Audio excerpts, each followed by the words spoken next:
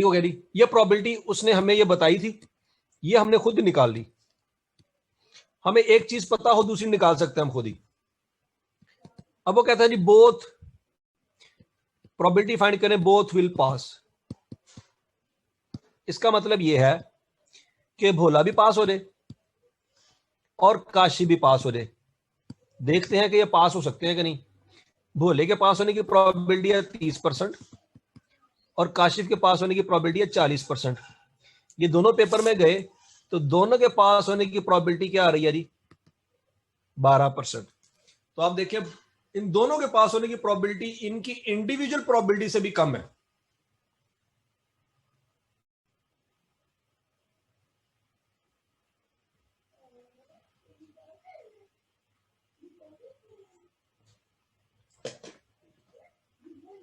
ठीक हो गया जी।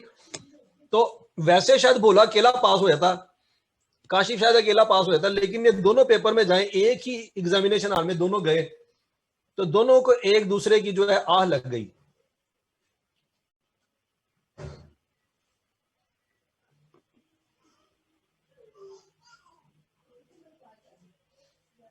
ये बात समझ आ गई थी।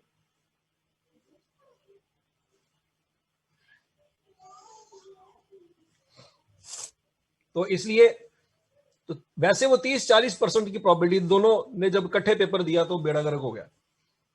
तो बहरहाल किसी की आह से बचना चाहिए। अब ये है जी, अगर ओनली भोला साहब और दोनों को पता लगा कि अगर हम दोनों एग्जामिनेशन हॉल में गए ना तो हम दोनों तो बेड़ा गर्क कर देंगे दूसरे का। अब वो कहता है जी सिर्फ भोला पास हो।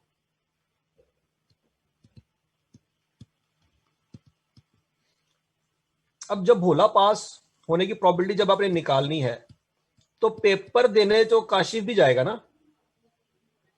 पेपर देने तो दोनों जा रहे हैं। ऐसा तो नहीं हो सकता ना कि भोला रास्ते में जाते जाते काशिफ को गोली मार दे। आई कैप के एग्जामिनेशन हॉल में तो दोनों जाएंगे पेपर देने।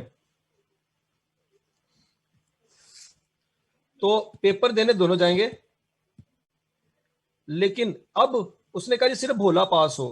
इसका मतलब यह है कि भोला पास हो एंड काशिफ फेल हो। भोला पास हो एंड आएगा बीच में। तो ए की प्रोबेबिलिटी है 30% और काशिफ के फेल होने की प्रोबेबिलिटी है 60%। तो देखिए भोले की पास होने की प्रोबेबिलिटी थोड़ी सी बढ़ गई है। पहले 12% आंसर आ रहा था, 18% आंसर आ रहा है। ठीक है जी। अब तीसरा पॉइंट, भोला साहब ने दुबई जाना है तो पता नहीं वो पास हो कि ना हो। अब काशिफ का तो जीना मरना पाकिस्तान में ही है, तो only Kashif will pass.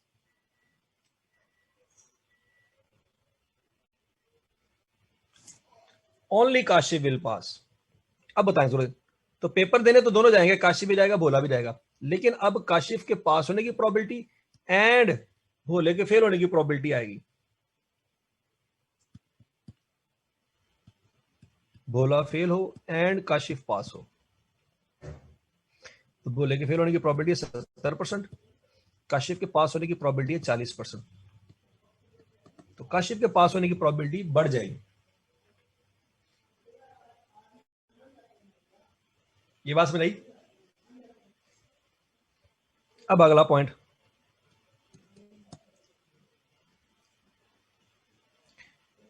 Only one person will पास। ये वही कल वाला पॉइंट आ गया। यहां पे एक बंदा कहा है उसने उसने भोला या काशिफ को डिफाइन नहीं किया। अब जरा सोच समझ के जवाब देना। यहां पे वो कह रहा है एक बंदा पास हो, सिर्फ एक बंदा पास हो। तो अब यहां पे क्या हो सकता है? इसमें भोला भी पास हो सकता है और काशिफ भी पास हो सकता है। दोनों की प्रोबेबिलिटियां हमारे लिए फेवरेबल आउटकम है।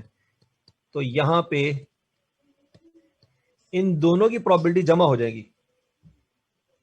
ये बात समझ आ रही है?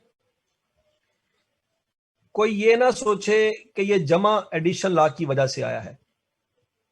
ये मैंने आपको बताया था, ये एडिशन लॉ की वजह से नहीं आया।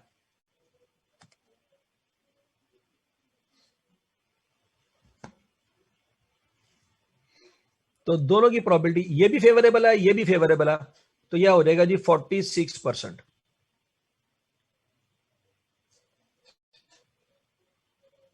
देखिए नहीं, यहां पे वो कह रहा है जी भोला भी पास होगा, सिर्फ सिर्फ और सिर्फ भोला पास होना चाहिए, दूसरा नहीं होना चाहिए। 18%। यहां पे कह रहा है सिर्फ काशी पास हो, 28%। यहां पे कह रहा है कि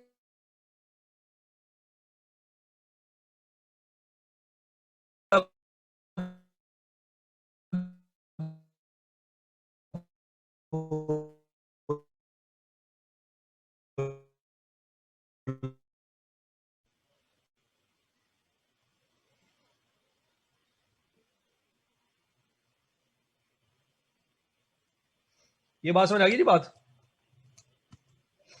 अच्छा जी, आगे है जी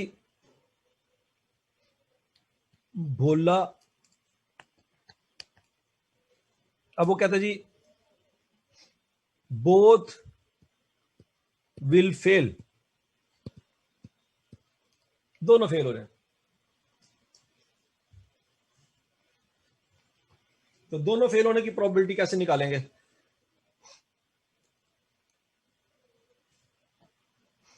तो दोनों के फेल होने की प्रोबेबिलिटी ये 70% है और इसकी प्रोबेबिलिटी 60% है। दोनों पेपर में गए, भोला भी फेल एंड काशिफ भी फेल। 70% मल्टीप्लाई बाय 60%, यह आ जाएगा 42%।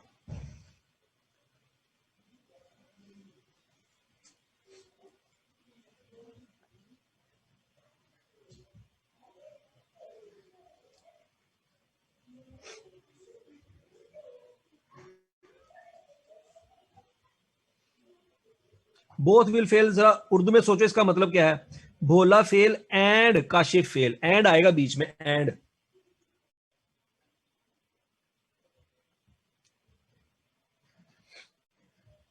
अच्छा जी, एक बच्चा कह रहा है कि सर जी दोनों के पास होने की प्रोबेबिलिटी 12% है, तो फेल होने की प्रोबेबिलिटी 1 में से 12% करें, 88% नहीं आती? नहीं आती।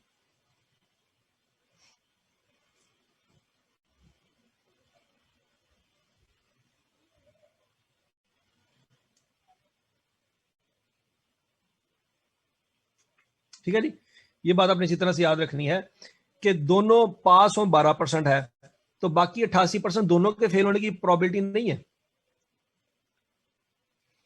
ये क्या चीज है, ये मैं अभी बताता हूं। दोनों के फेल होने की प्रोबेबिलिटी ऐसे ही निकालेंगे, दोनों के फेल होने की प्रोबेबिलिटी को मल्टीप्लाई करके। अब आगे सुने,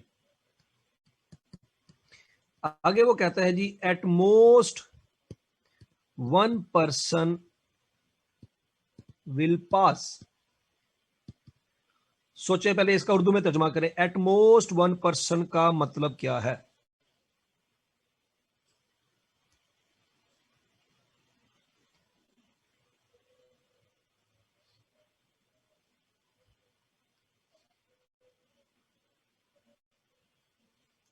एट मोस्ट ज्यादा से ज्यादा एक,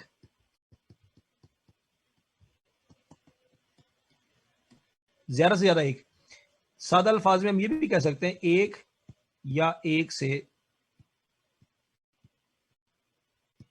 कम, एक या एक से कम इसका मतलब है।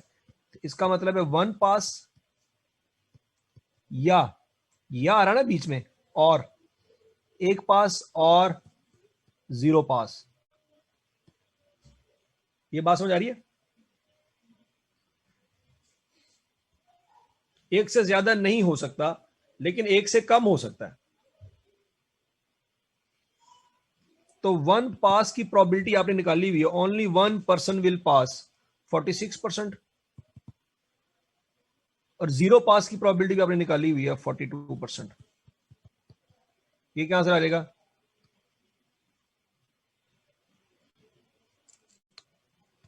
%88। ये क्या आ जाएगा जी? 88%। ठीक हो गया। वो जो आप ऊपर कह रहे थे ना कि sir ji both will pass की प्रोबेबिलिटी अगर हम माइनस कर दें 1 में से, तो जो आंसर आएगा वो बोथ विल फेल होना चाहिए। नहीं, वो बोथ विल फेल का मतलब नहीं है, वो 88% का मतलब है कि at most one will pass. Both will पास को वन में से माइनस करेंगे ना, तो उसका मतलब होगा एट मोस्ट वन पास। ये बात समझ आ रही है? क्योंकि 88% यह आंसर यहां पे मैच हो रहा है।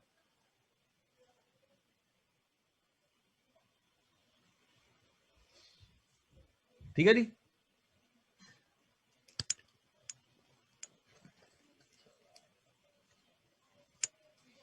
आगे, एट लीस्ट वन पर्सन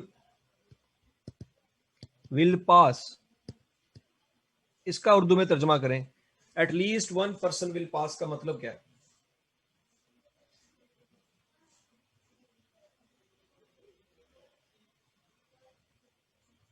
इसका मतलब है कि एक पास हो या दोनों पास हो जाए, ऐसी है ना, एक या एक से ज्यादा।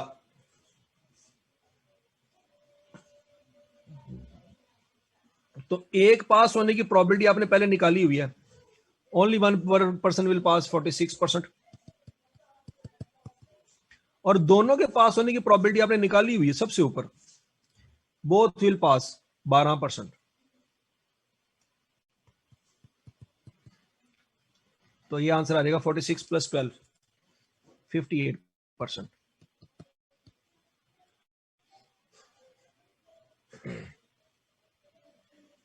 ये बात समझ आ गई थी? अब 8वीं रिक्वायरमेंट सुने। इधर बोला पास और काशिफ पास।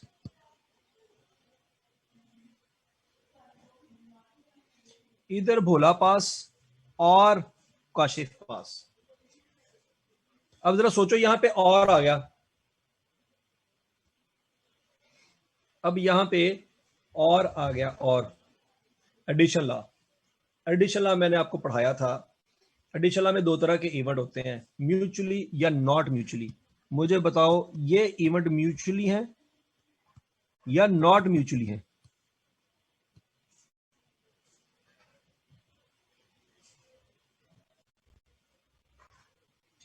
म्यूचुअली का मतलब क्या होता है, ये सोचो। क्या म्यूचुअली में दोनों इकट्ठे अक्कर हो सकते हैं?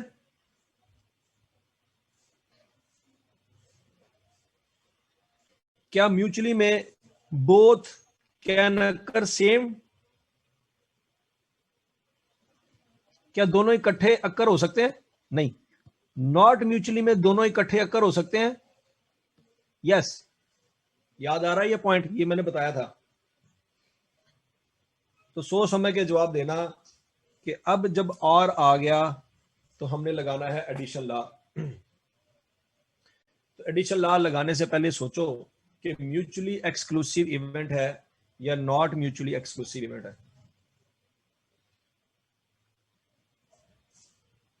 वेरी गुड, शाबाश। मैंने आपको यह भी बताया था, अगर आपको याद हो, कि म्यूचुअली में ए इंटरसेक्शन बी की प्रोबेबिलिटी 0 होती है। याद है कुछ कुछ? और नॉट म्यूचुअली में ए इंटरसेक्शन बी की प्रोबेबिलिटी 0 नहीं होती, पॉजिटिव होती है। याद आ रहा है कुछ कुछ?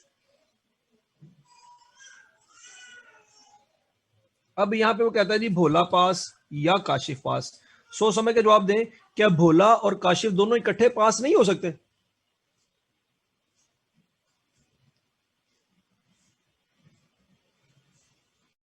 सबसे पहली रिक्वायरमेंट दिखा दो, सबसे पहली, बोथ विल पास। दोनों के इकट्ठे पास होने की प्रोबेबिलिटी जो है वो 12% है। ये दोनों इकट्ठे पास हो सकते हैं। इसका मतलब ये हुआ कि ये नॉट म्यूचुअली एक्सक्लूसिव है। ये नॉट म्यूचुअली एक्सक्लूसिव है, म्यूचुअली नहीं है। ये नहीं लगना, ये लगना है। ठीक है जी। ये बात अच्छी तरह से आपने याद रखनी है कि ये म्यूचुअली एक्सक्लूसिव नहीं है, नॉट म्यूचुअली है। ठीक हो गया जी। तो इसमें फार्मूला फिर लगेगा probability of A plus probability of B minus probability of A intersection B. Bhola के पास होने की प्रोबेबिलिटी कितनी है? 30%। काशिफ के पास होने की प्रोबेबिलिटी 40%। और दोनों के पास होने की प्रोबेबिलिटी 12%। तो आंसर क्या आ जाएगा? 58%। अब जरा गौर से देखो, हमने 58% आंसर पहले भी कहीं निकाला हुआ है।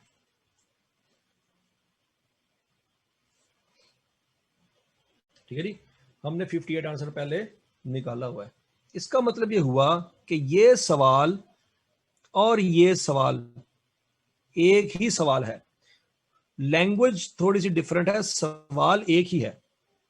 एटलीस्ट 1% विल पास, या इधर ए पास और बी पास, ये दोनों एक ही तरह के सवाल हैं।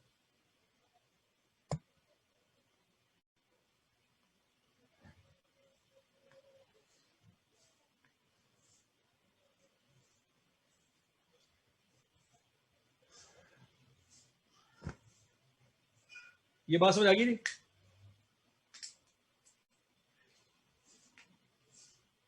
ओके, तो मैंने आपको सवाल दिया था प्रोबेबिलिटी का, वो मैं आपको बताता हूं। वो आपसे सवाल तक पता नहीं क्वेश्चन में 22 था कि 24 था, जो आपसे नहीं हुआ।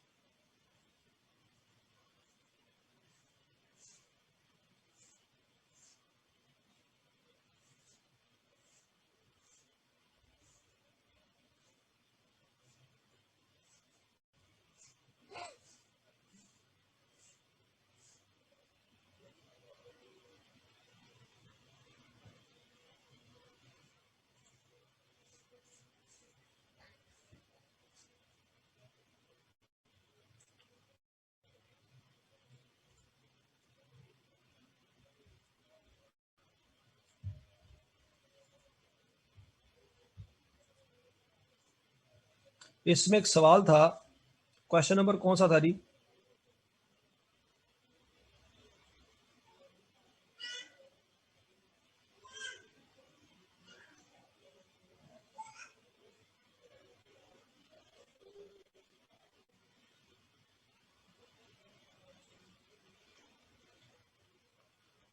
वो 0.2 0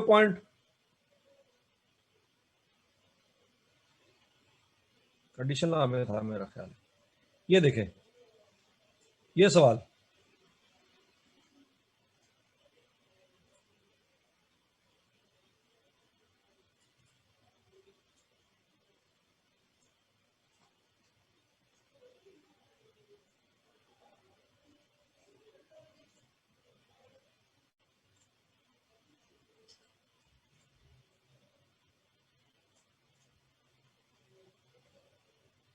हाँ जी, वो कहता नहीं, ये भी ऐसी सवाल होना था। If the probability of A Fehling in an exam is 0.2, ए के फेल होने की प्रोबेबिलिटी है 0.2 और बी के फेल होने की प्रोबेबिलिटी है 0.3। What is the probability either A failing और B, A union B find करना है। मुझे बताओ, क्या ये दोनों इवेंट इकट्ठे फेल नहीं हो सकते? क्या ए और बी दोनों इकट्ठे कर नहीं हो सकते? हो सकते हैं, वेरी गुड। तो यहां पे फार्मूला होता है probability of A plus probability of B minus probability of A intersection B. तो प्रोबेबिलिटी ऑफ ए है 0.2, प्रोबेबिलिटी ऑफ बी है 0.3। अब ए इंटरसेक्शन बी यहां पे हम कॉमन नहीं ले सकते, यहां पे हमने इन दोनों को मल्टीप्लाई करना था। तो ये 0.5 हो जाएगा माइनस 0.06, तो यहां से आना था 0.44। ठीक है जी, ये बी ऑप्शन आनी थी। ये सवाल था इस तरह से। ठीक हो गया जी। अब एक और सवाल मैं आपको करा देता हूं।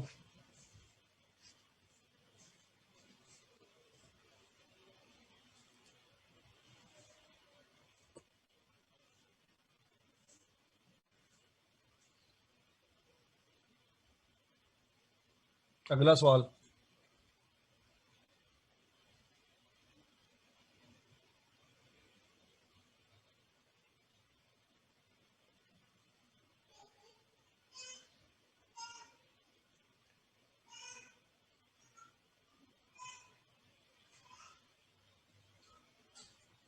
चलिए जी एक सवाल लिखें। A and B can solve a question of stat या of probability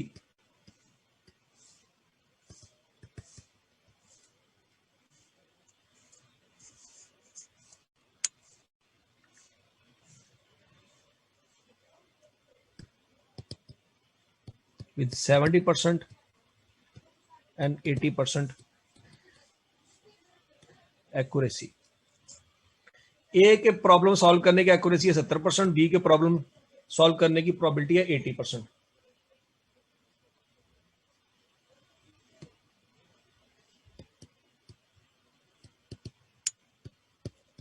The question is randomly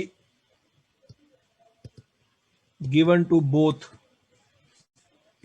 A and B.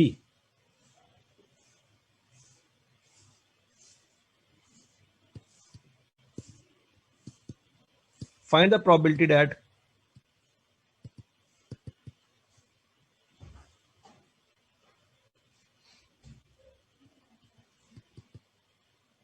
at least one person will solve.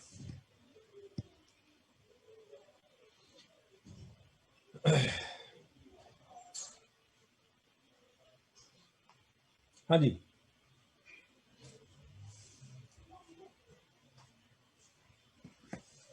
ये सवाल कर लेंगे जी। अब ए के सॉल्व करने की प्रोबेबिलिटी है 70%, तो सॉल्व ना करने की प्रोबेबिलिटी क्या होगी?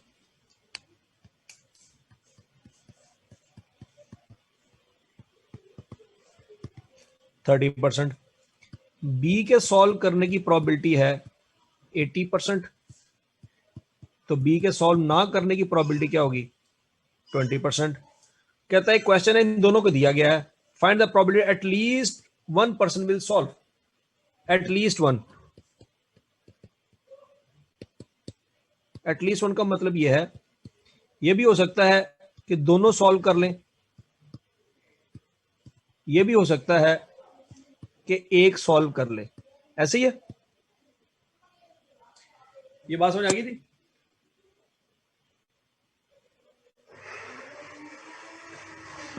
अच्छा जी, वो भी मैं करता हूं। अब एक सॉल्व कर ले तो इसमें भी दो आगे ऑप्शन है। नंबर 1 कि ए सॉल्व कर ले, दूसरा बी सॉल्व कर ले। एक बंदा सॉल्व करने के आगे दो ऑप्शन है। ये बात समझ आ रही है जी? अच्छा, दोनों सॉल्व कर ले, उसके चांसेस क्या हैं? 70% इंटू 80%। नंबर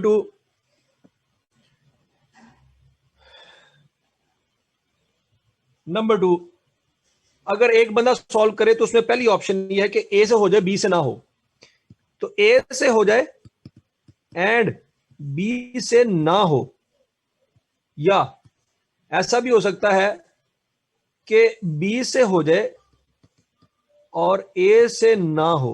सोच ले जरा, ये बात समझ आती है?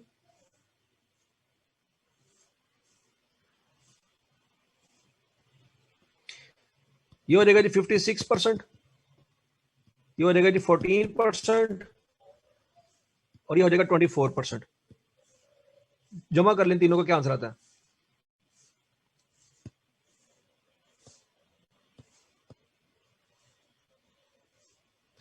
%94। यहां तक बात समझ आ गई? ये क्लियर है सबको? अच्छा जी, अच्छा, अगर यहां पे वो ये लिख दे, find the probability that question will be solve, सिर्फ ये कह दे कि find the probability question will be solve, बस, और कुछ नहीं कह रहा, तो क्वेश्चन सॉल्व हो जाएगा। इसके भी 2-3 तरीके हैं। नंबर 1, ऐसा हो सकता है कि दोनों से सॉल्व हो जाए,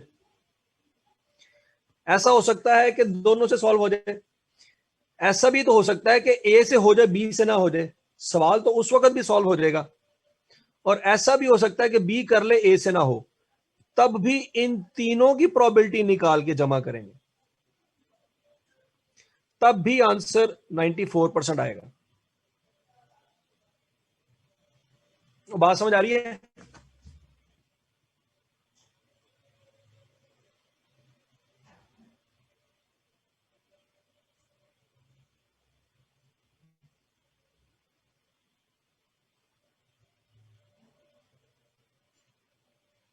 ठीक हो गया जी?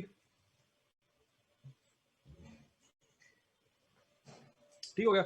यहां तक की बात समझ आ गई आपको?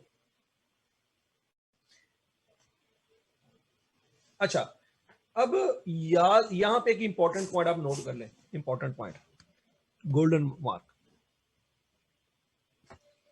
कि इंडिपेंडेंट इवेंट्स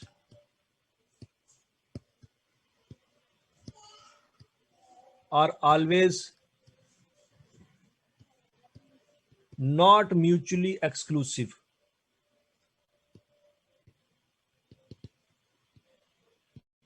events as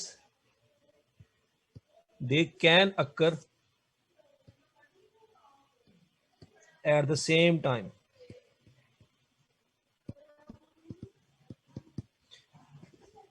ये बात याद रखनी है।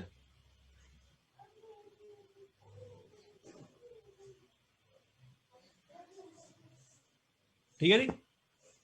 इंडिपेंडेंट इवेंट जो होते हैं वो नॉट म्यूचुअली एक्सक्लूसिव इवेंट होते हैं। क्यों? क्योंकि वो दोनों इकट्ठे सेम टाइम पे अकर हो सकते हैं। ये बात याद आएगी? ये बात याद रहेगी जी?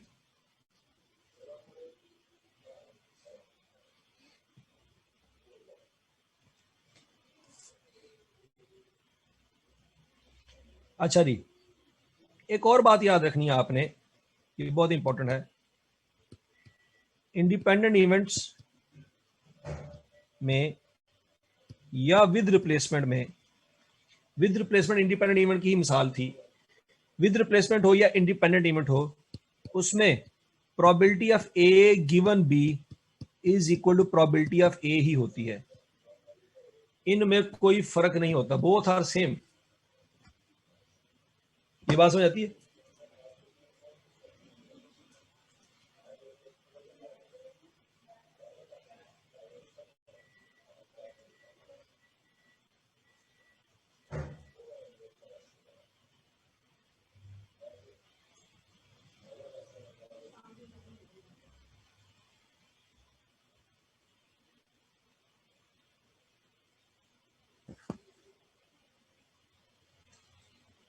हाँ जी, दोबारा सुने, देखिए मेरी बात सुने। इंडिपेंडेंट इवेंट आपने निकाला था, probability of second is king given that first was also king. With replacement में दूसरा किंग होगा, उसकी प्रोबेबिलिटी 4/52 ही है। चाहे पहले किंग आए, चाहे पहले क्वीन आए, चाहे पहले रेड कार्ड आए, चाहे पहले जो मर्जी कार्ड हो, दूसरे किंग की प्रोबेबिलिटी 4/52 ही रहेगी। ये ऐसे ही है जैसे आपने पहला किंग सिलेक्ट किया। ये बात समझ आती है?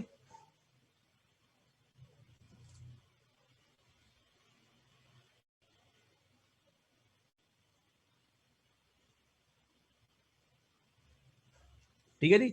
विद रिप्लेसमेंट में या इंडिपेंडेंट इवेंट में probability of A given B is equal to probability of A. और ये क्लियर है? विद रिप्लेसमेंट में तीसरा कार्ड किंग होगा और गिवन डैट पहले दो भी किंग थे। सोच समझ के जवाब दें। विद रिप्लेसमेंट प्रोबेबिलिटी है तीसरा कार्ड किंग होगा, गिवन डैड के पहले दो भी किंग थे, उसकी प्रोबेबिलिटी क्या आएगी?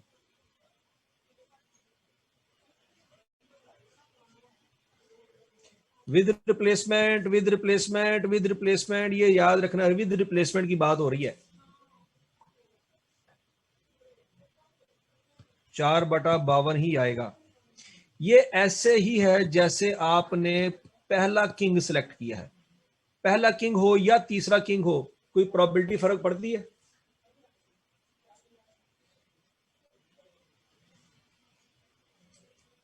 ठीक है, वही बात हो रही है कि विद रिप्लेसमेंट में या इंडिपेंडेंट इवेंट में probability of A given B का आंसर वही आएगा जैसे पहली दफा ए सिलेक्ट कर रहे हैं। ये बात समझ आती है आपको?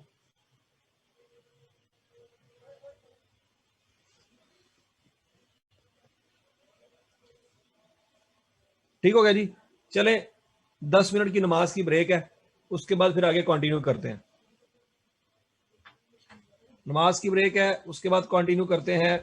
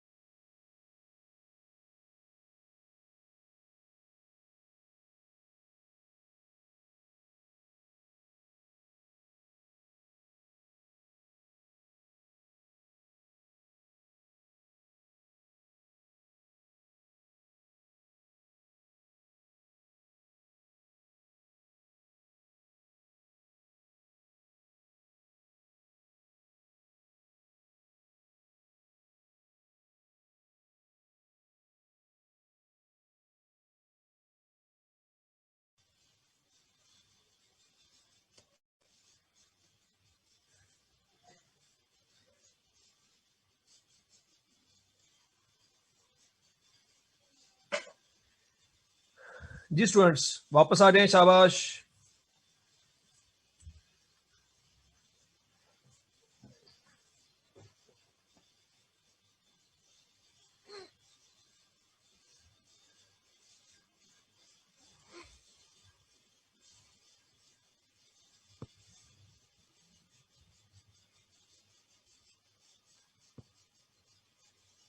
ठीक है जी। हमने अभी तक कितने टॉपिक कर लिए हैं जी? कॉम्प्लीमेंट्री इवेंट भी हो गया हमारा, कंडीशन प्रोबेबिलिटी भी होगी, कॉम्प्लीमेंट्री इवेंट भी हो गया। अब है जी two way classification.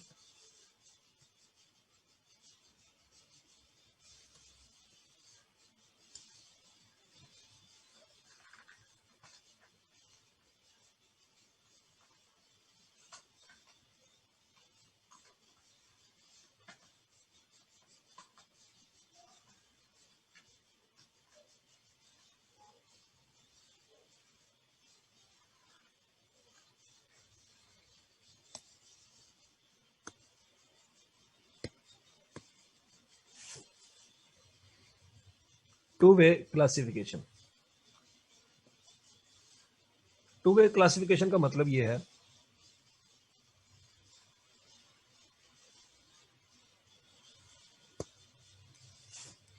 Two way classification का मतलब ये है कि data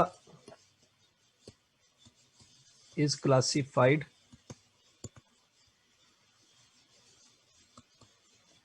two times on different basis.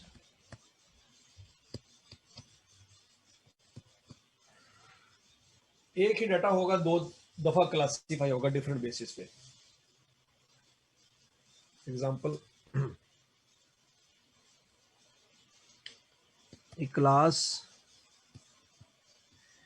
may be classified two times.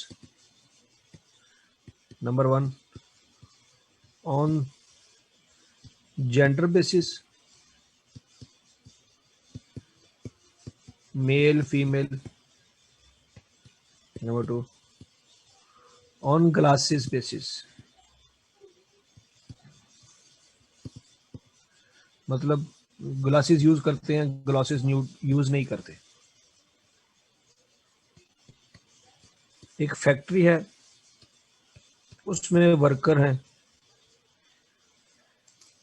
या ओवरऑल जो वर्कर हैं, जो दुनिया मजदूर हैं, labours may be classified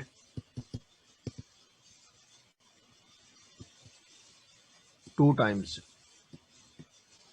Number one,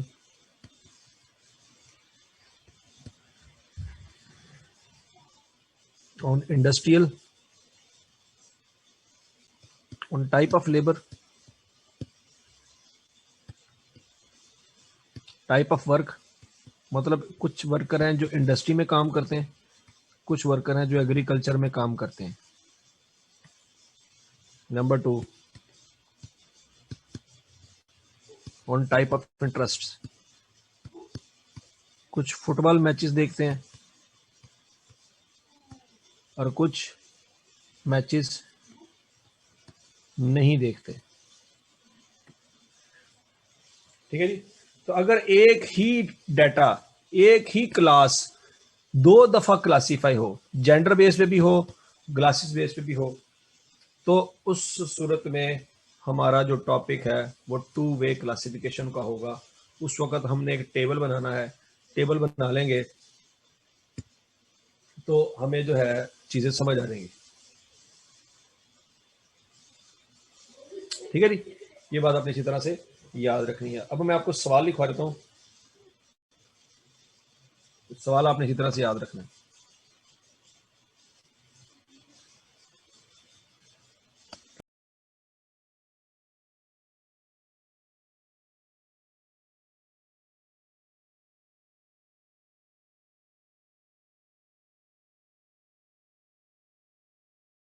अब आ रही है?